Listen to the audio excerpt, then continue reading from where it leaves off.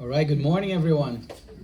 Nice to see the center this full. Welcome to our Sunday meeting. It is always, like I said, I always say it's an honor, and it makes me very happy to be able to be here with everyone today and exploring such an interesting topic and seeing some familiar faces and some friends. And today, it's Easter, so we will talk about Easter, but we're gonna talk first about what happened a couple of days before what's actually Easter. And the title specifically is The Cross and the Christ. And the Christ is there because the word Christ comes from the Greek word Christos, which is translated into Messiah. It came actually from the Hebrew word Moshiach, which is also Messiah. So it means the anointed one. So means the anointed one. So the Christ means the anointed one, the chosen one, our dear master. So that's why there's this title, and we say Jesus Christ, but also the Christ. But what about the cross? What about the crucifixion itself? Like I said, we're going to go back a couple of days before the resurrection. What about the cross itself made it so important for everybody that follows the teachings of the Master? Why did the Master choose, because he definitely chose, that specific vehicle to give a certain message to the world? And if we go to this book here, Psychograph by Divaldo, this is a book by Amelia Rodriguez. She has a very poetic way of talking and recounting stories. And this one is this chapter called The Insulated Miracle. And in this specific chapter, Amelia Rodriguez is going to tell us that Jesus, after he came back to Nazareth, after a while that he has been out on the road and just performing miracles and gathering some sort of fame, he came back to the temple in Nazareth, and he attended the Saturday service there. And the one part of the service that they had is they would go and they read from the sacred texts. So somebody would volunteer to read from the sacred text. Jesus volunteered. He went there, and it's on, they don't choose specific ones. It's almost like we have with Happy Life, with every Sunday sort of one. And they, in that specific passage, with that specific passage, what they had was, because I have some of the notes there.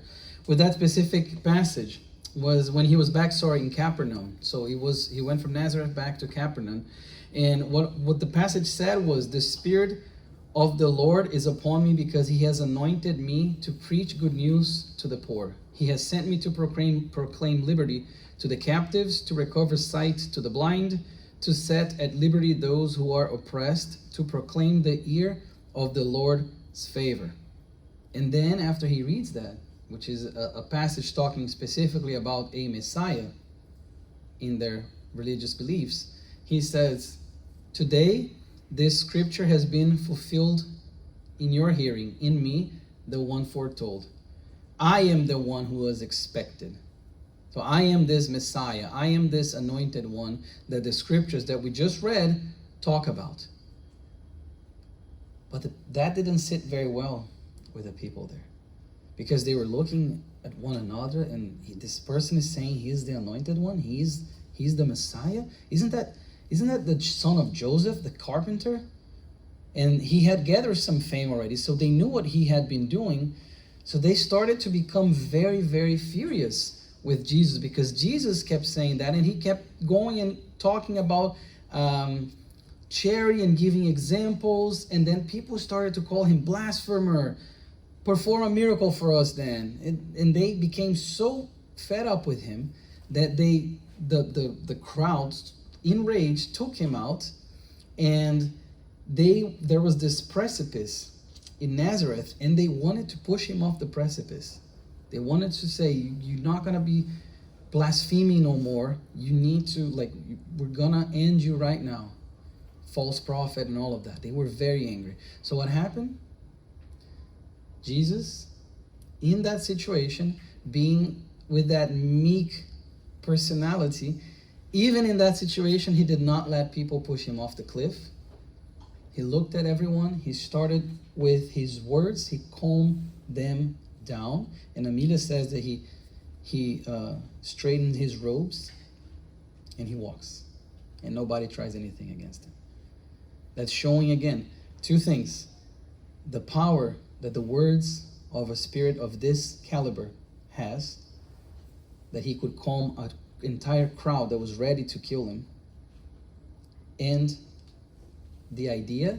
And she says that in his mind, it was because his time to be risen, or his time to rise up, has not yet arrived. Rise up. So his time to go has not yet arrived. It wasn't be off a precipice that he would go. So again, two things: the power of the words of Jesus, and also the meaning behind the way he chose to go, the way he decided to go to send a message as crucified in the cross. And then if we go to exploring a little bit more about the cross and how we can apply that to our own lives, we have the book Message 103 from the book Our Daily Bread. This is called The Cross and the Disciple.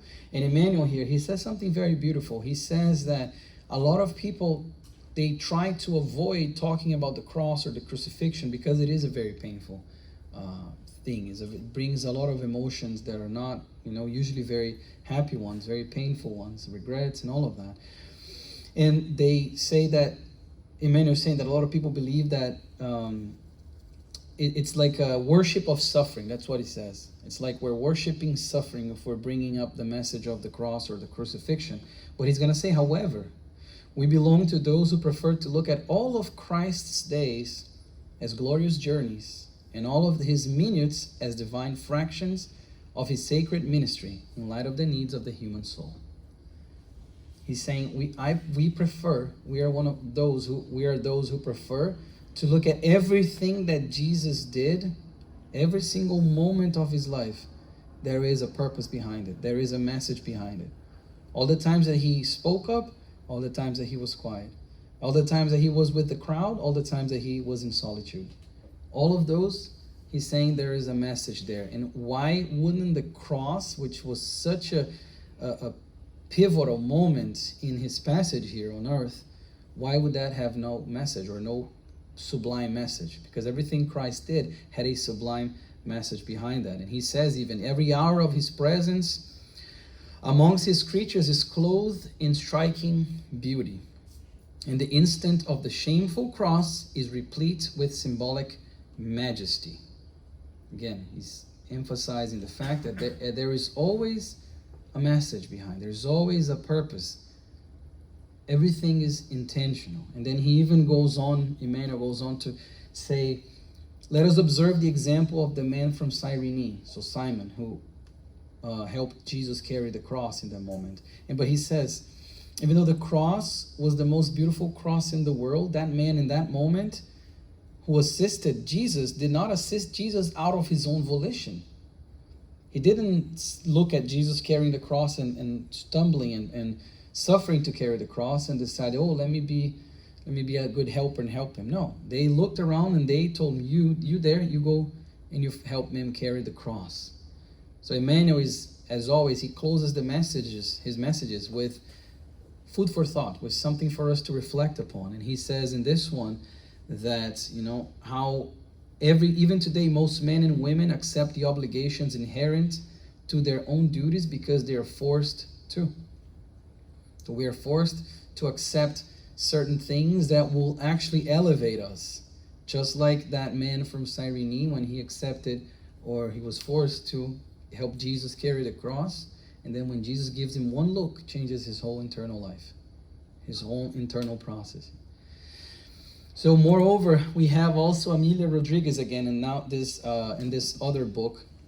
And in this one, she's talking about how Jesus went to visit Lazarus, Martha and Mary, and so he goes to their house, and as he's there, they receive him with a lot of love, and he's talking to Lazarus, and he's saying about things that are going to happen, and etc. And what happens is Mary comes and she kneels, like she sits down next to him in rapture. She's very completely absorbed in what the master was telling about the travels and about what's going to become.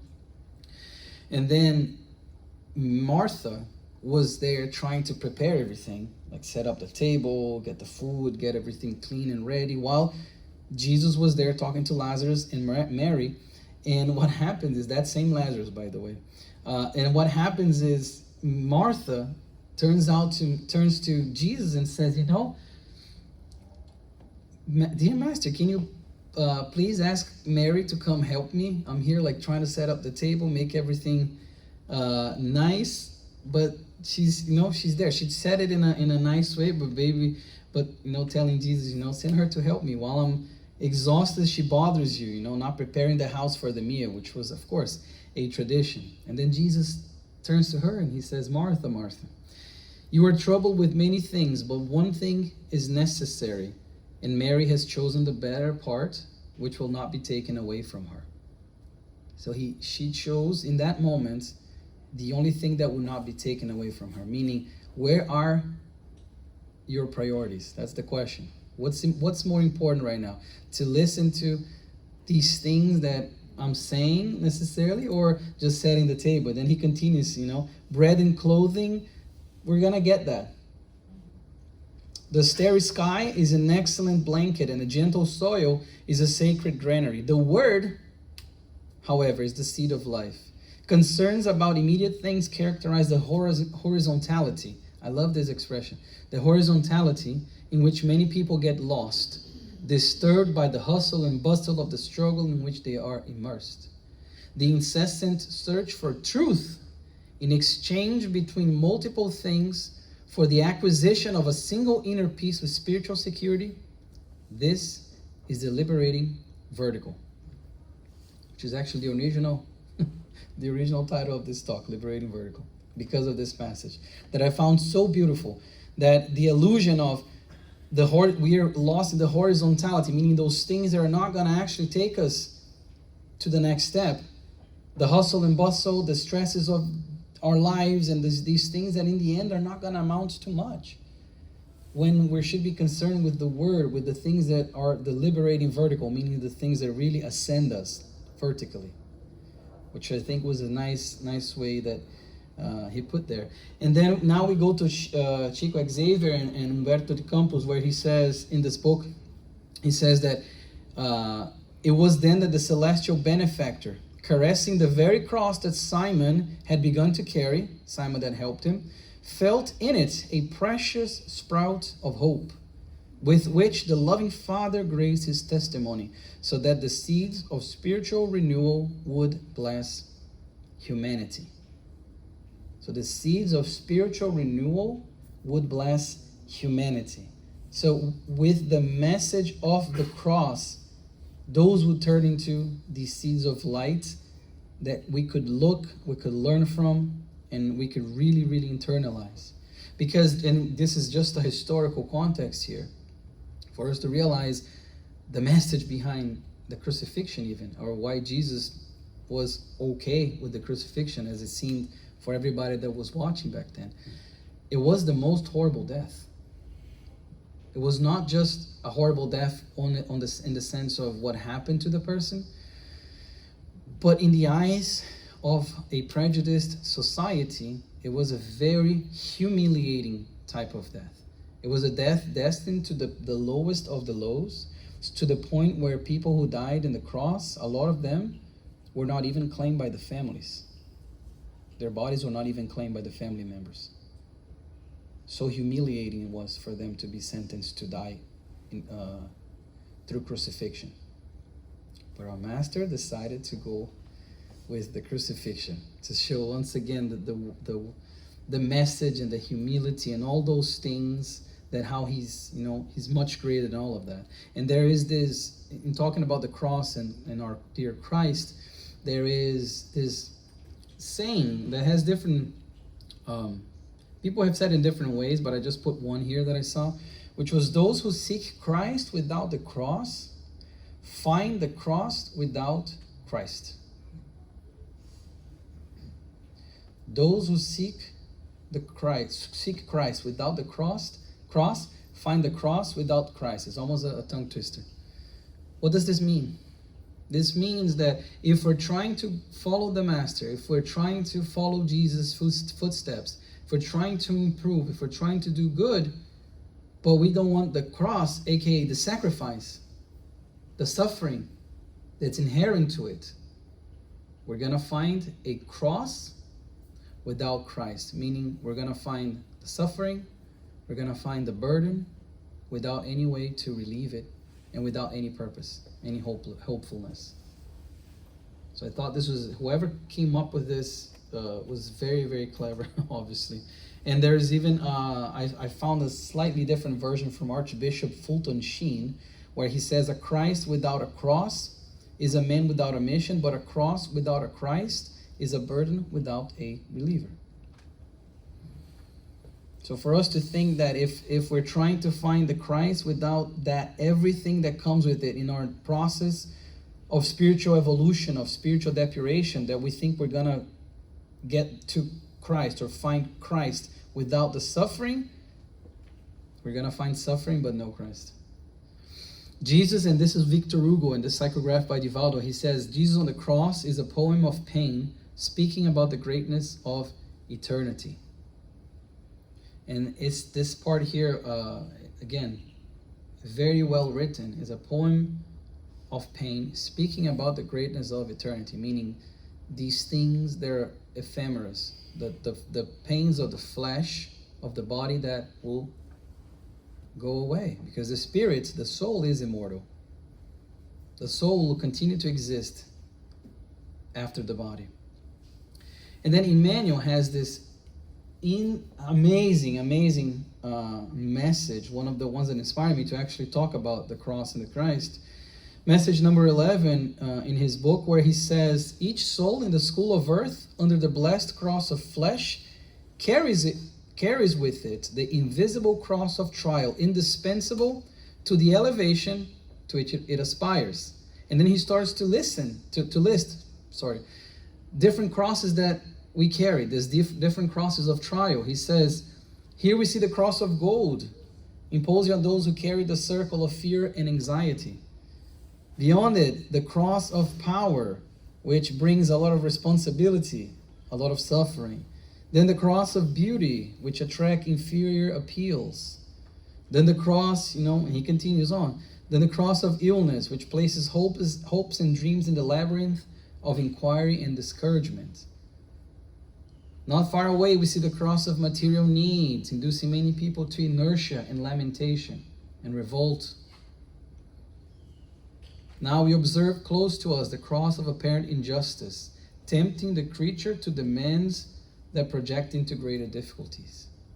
So again, all of these different type of crosses that we carry, some more than one, but all these crosses that we are supposed to carry in this process of spiritual depuration, and all these different types of crosses, all the suffering, everything that's with it, but with a higher reason, with a greater purpose. And he continues on to say, each creature passes among men chained to the post of serious obligations, alluding to the progress that he is supposed to achieve. The saint carries the cross of sacrifice. The delinquent carries the cross of remorse. The best bear the wood of leadership, meaning carry the cross of leadership, the cross of having to lead. The wicked tolerate the wood of regenerative atonement. He gives example after example of different types of crosses that we all carry in one way or another.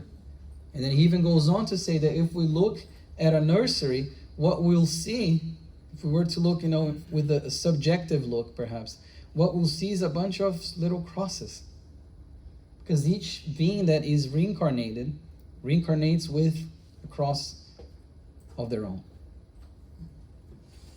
And then he continues. Look how great this message is. Go ahead, Carl. Of course. And then he continues by saying, naturally, you will not live without the instrument of pain and struggle that earthly existence gave you to carry. But if you place the wood of your own improvement in the direction of Christ, following after him on the Calvary of resurrection, with love and humility, renunciation and forgiveness. Keep the certainty that the arms of your cross will be converted in death into wings of spirituality, taking you from the swampy valley of the earth to the resplendent heights of infinity. Wow. The arms of your cross will be converted in death into wings of spirituality. How beautiful those words are.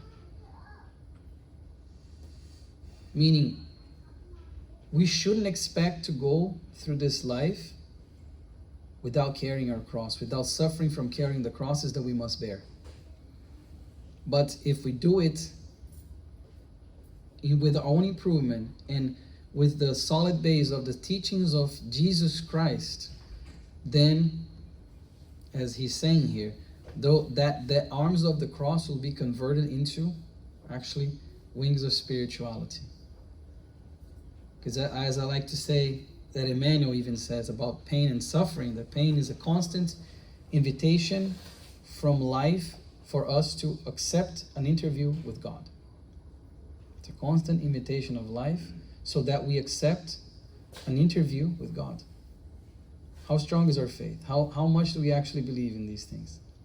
Then pain comes and says, how much do you actually believe now? And then we progress. We improve from that. And in the book Living Spring, this message called Inner Renewal, message number 67, Emmanuel says, before Christ, thousands of men and women died on crosses. However, the Master's cross became an inextinguishable light due to the quality of sentiment with which the crucified one handed himself over to death, thus influencing the quality of sentiment of nations and centuries. Fortunately, do have this book in English, so you can read for yourselves. Message number 67. How beautiful again. This indistinguishable light. And he's even alluding to the fact, or bringing attention to the fact, that how many people, thousands, have died on crosses. Thousands of people throughout history died through crucifixion. But we remember one. We actually remember and learn, and still now, almost 2,000 years later, we're talking about that one.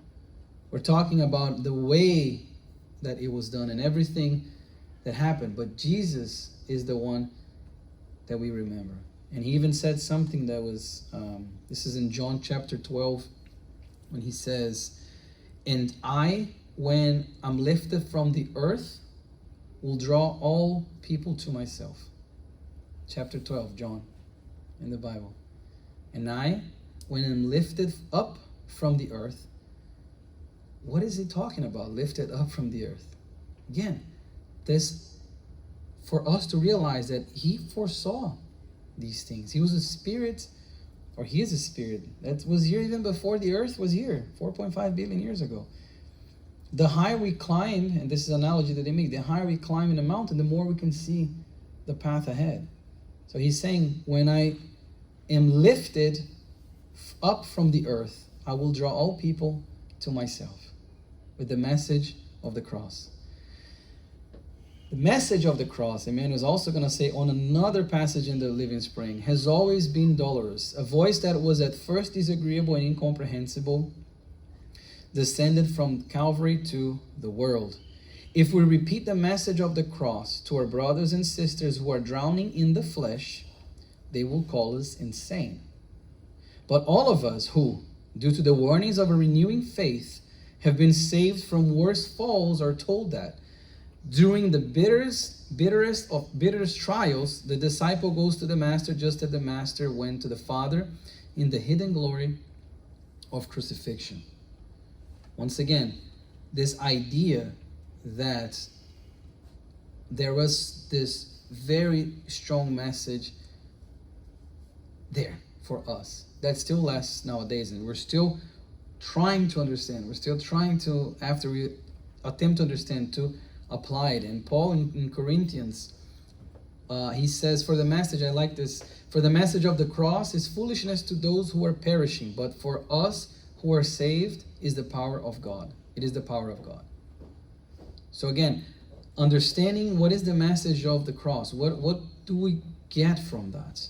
And then in this book that we thankfully now have in English, Words of Eternal Life, also part of the Living Spring collection. This is psychographed by Chico, by the words of Emmanuel. He says that pain is a process, perfection is the end. So, walkers of evolution or redemption, each one has his cross. And to accomplish or to compensate, life asks for a price. No one conquers something without making some effort. And no one redeems this or that debt without suffering. Pain is the process. Pain is this instrument. Perfection is the end, because as spirits, we were created perfectly, but imperfect now, in a state of imperfection now. But we are all marching towards plenitude. We're all marching towards that, which is going to take billions of years. But we're all marching towards that. Pain is the process, but perfection is the end. So he's saying, let's not expect to accomplish anything without some degree of sacrifice, some degree of suffering, some degree of pain to teach us the right ways. Thus, let us have the indispensable courage to follow the Lord in our eagerness for resurrection and victory. Still, for this, let us not forget that we will have to abandon the encroaching selfishness and take up our cross. Abandon the encroaching selfishness, as we learn in the Spirit's book. The two biggest challenges or obstacles to progress, pride and selfishness. So he's saying, let us abandon this encroaching selfishness and take up our cross. Because even as Joanna says in Happy Life, forget the number of the message now, but she says, the friend on the road may be a Cyrene to you, meaning like it can help you carry your cross. But it is up to us, or she says it's up to you, it's up to us to carry our own cross to the Golgotha, our own Golgotha, to our own mount. So he's saying, let us have this indispensable courage, because we need to have courage as well, to be able to sacrifice and to be able to understand what we need to understand in order to go forward. So what is the recommendation then? Still talking about the cross. This passage here that Jesus said multiple times, whoever wants to be my disciple must deny themselves and take up their cross daily and follow me. This exhortation by Jesus appears in more than one of the Gospels. This appears twice in Matthew. Appears in Matthew 10 and Matthew 16. Slightly different. And it appears also in Mark 8. And I chose Luke specifically because the one difference that Luke has between the other ones is the word daily.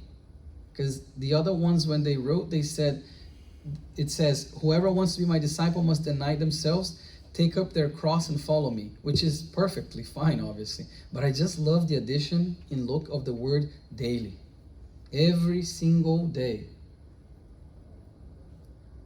So let's understand now. Let's break up this into three parts. Deny themselves, take up their cross daily, and follow me. These are three different actions. These are three different parts of the same recommendation. So deny themselves, take up their cross daily, and follow me. So let's look at the first one, deny themselves. This idea of denying themselves, and of course, we're just gonna do ground strokes here on what that means. But the idea here of denying ourselves or denying themselves, meaning denying the things that the world tries to pull us towards, this materialistic side of us. Denying ourselves, meaning denying our very strong selfish tendencies still, or prideful tendencies. This is the denying themselves. This idea that we're not going to reach the plenitude, we're not going to be able to fully take up our cross to follow Jesus if we don't first deny ourselves, meaning conquer that parts of us that are still holding us back. If we think of the world back then and still the world now, we saw how many people wanted to follow Jesus, but then when he would say, give all your things away and come with me, they didn't. A lot of them did not. A A lot of them did not have the courage to deny themselves, to deny the pull from a society that was and still is very much materialistic. And the second one, take up their cross daily. So this is the idea of the willingness to sacrifice, to face the hardship, to face these persecutions, which nowadays, it's not even that type of persecution that was violent back then, thankfully. But nowadays, even with social media, with the internet, with everybody looking at us, understanding that when you do something like that, there will be persecutions for you taking up your cross, for you looking at your suffering with a resigned look. Practice resignation, practicing patience, and understanding as well that the cross, a profound symbol, I put it there, of willingness to face the difficulties, persecution, and challenges that may arise on the journey of faith. Taking up the cross is understanding that the Christian life is not without sacrifice and commitment, but that it is also full of hope and redemption. Taking up the cross, getting that cross, that instrument of pain and torture, of humiliation, but that's also the one that our Master Jesus accepted. Each disciple of Christ, as we've seen with Emmanuel, time and time again, carries a unique cross, and it is up to them, to us specifically, individually, to carry our own crosses. Follow me. That's the third part of the exhortation. Follow me? What way? And then I bring Emmanuel for this one. There are learners that do take up their crosses of redemptive trials, but they do not follow the Lord. They give in to their rebelliousness by hardening their hearts and running away.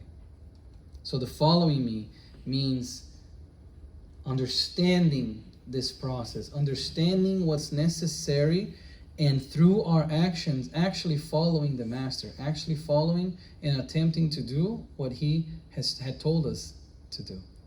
That's the follow me parts.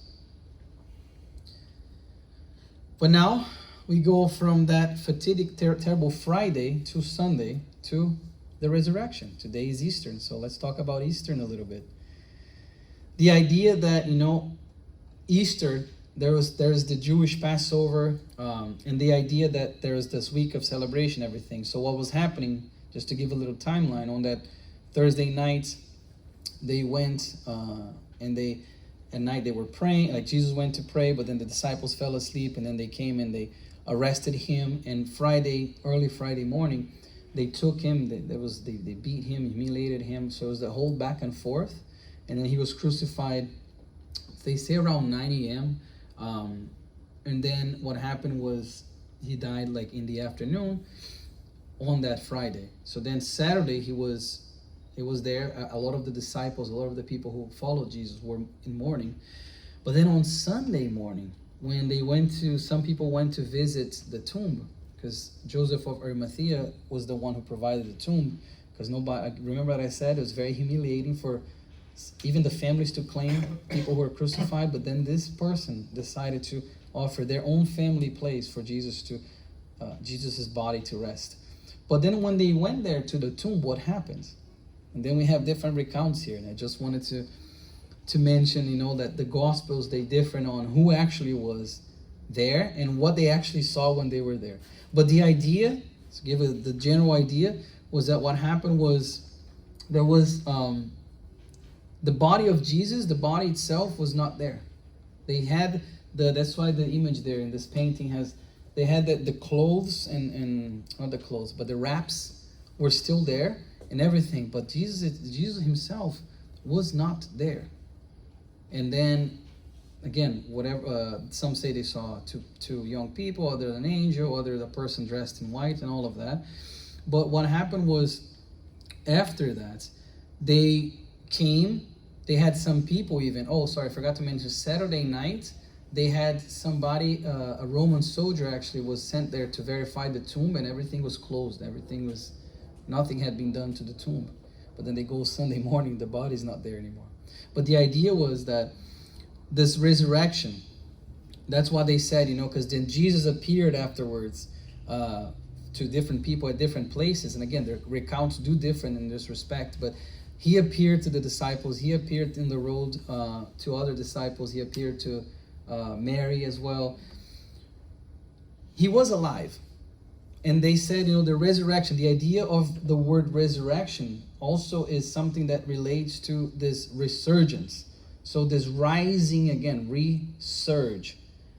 And the idea of the resurrection is one that's inextricably linked with the idea of the immortality of the soul, of the body perishing, but the soul staying, the soul remaining, the soul keeping its own individuality. And there is talk even in Judaism about resurrection, but Emmanuel also brings to our attention that the word resurrection, this resurgence, is incomplete for the full definition that what it actually entails. Meaning, like the language, especially this ancient Hebrew, was very limited to some extent in the words, and this one is one of those. So he's saying, there is this idea of this getting up or rising up and resurge that is linked to the word resurrection. And then if we go to Corinthians here, I got some passages that Christ died for our sins in accordance with the scriptures, that he was buried, that he was raised on the third day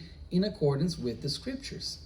So there are a few, no direct actually quote from the ancient scriptures about resurrecting on the third day, but there's a lot of 3 days after, there's a lot of the number 3, there's a lot of things like that, and there is mention of resurrection. So even for the people back then, for the people of that specific faith, it shouldn't have been such a big surprise.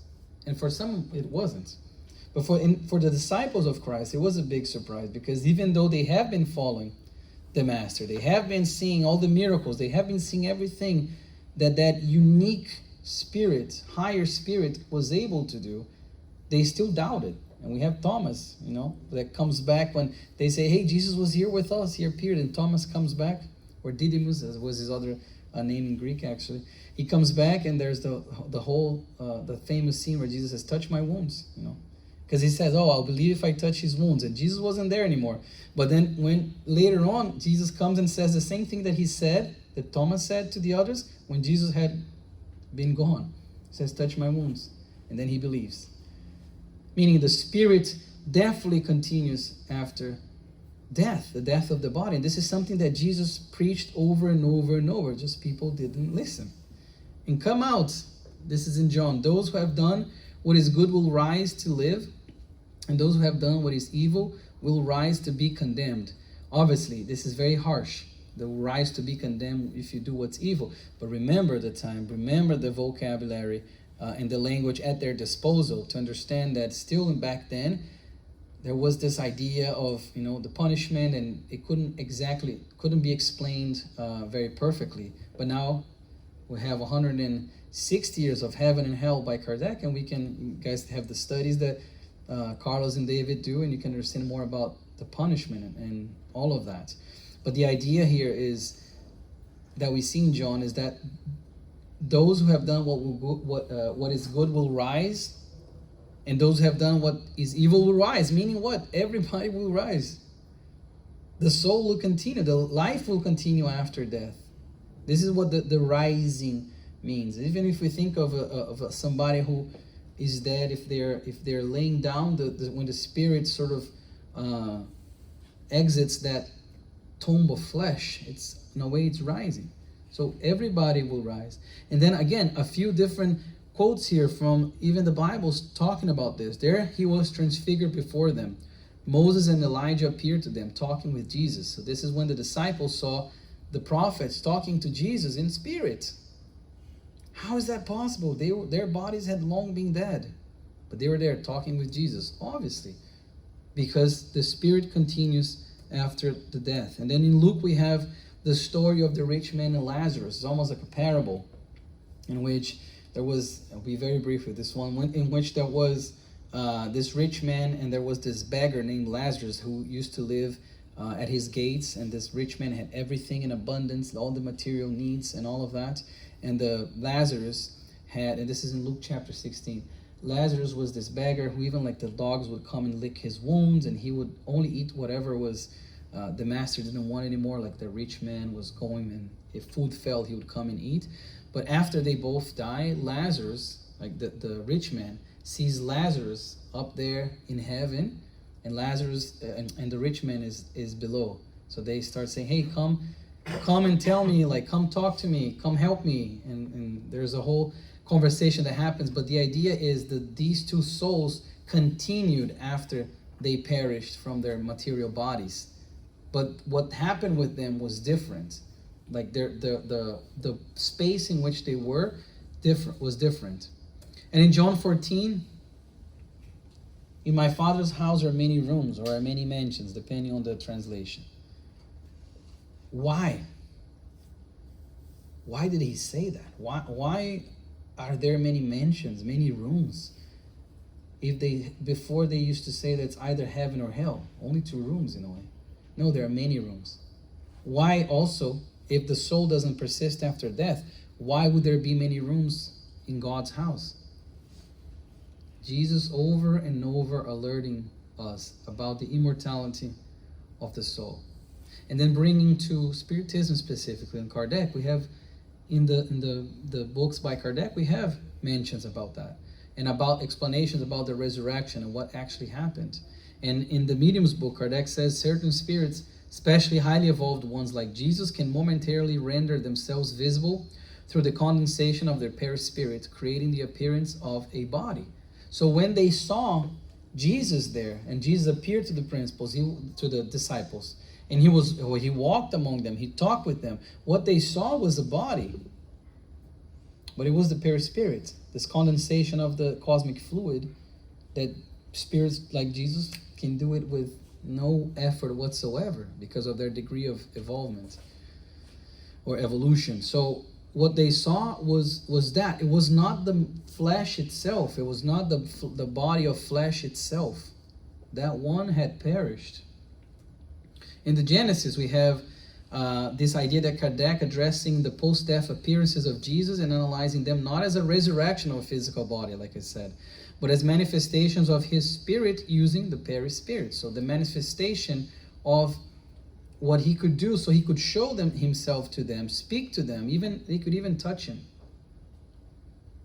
And then in the Gospel according to Spiritism, chapter 15, the resurrection of Jesus was not the return to physical life in the same body, but a manifestation of the spiritual existence that awaits all after death. So this idea then that with this knowledge, this idea that Easter, like the resurrection, is not the celebration of a miraculous return of the flesh to life, but the reminder of the immortality of the soul and the spiritual life that continues after death. And I want to close with this passage that's one of my favorite ones ever. I am the resurrection and the life. He who believes in me, though he die, yet shall he live. And whoever lives and believes in me shall never die. Do you believe this? That's what he told one of Lazarus' sisters. And this is in John 11. He's saying, shall live forever, because the soul is immortal. So with that, I wish everybody a blessed week and a very happy Easter. Thank you. Thank Yuri, you. a question for you. Just one thing I can never find an answer is why did the body disappear? Why did the body of Jesus disappear? What's the Spiritist interpretation of that? So I've seen, it's a great question. I've seen different recounts of that, and I don't know if anybody else wants to chime in, please feel free. But I've seen different recounts of that, and one of the ideas was this, I'll give you the 2 ones that I read. One is this idea that the material body had to disappear in order for people to see that it was not there anymore, but he is still appearing somewhere else. So this idea of the faith part of it. So what happened with that body and then appearing somewhere else to make sure that people knew that the spirit was the one that was actually there. And the second one, which also is more a technical, I guess I could say, a technical idea. Again, remember that Jesus had the power with the cosmic fluid, everything that permeates us, everything that constitutes every single thing that's here. Jesus had the power to manipulate that at will. The multiplication of bread, for instance. What is that if he's not creating something from nothing? The same way he can do what? He can do the opposite as well. He could make that thing disappear. And then there are like other theories that somebody came and stole the body, but I don't know. I can't guarantee you what really happened, but I can give you some explanations about what I read in regards to the body. Because at first, when I was first studying about this many years ago, I also had in my mind, why did the body, what happened with the body, right? Where is the body? So that's what I found, but I don't know if anybody else has any different theories or anything they read, please feel free. Anybody? Thanks. Yes.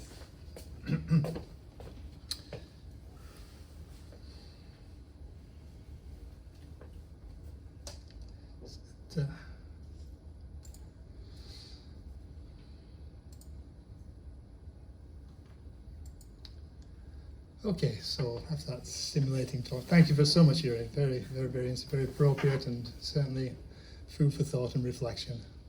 So we now move on to the second part of our meeting today, and that is the passes. I ask the pass givers to take up their places.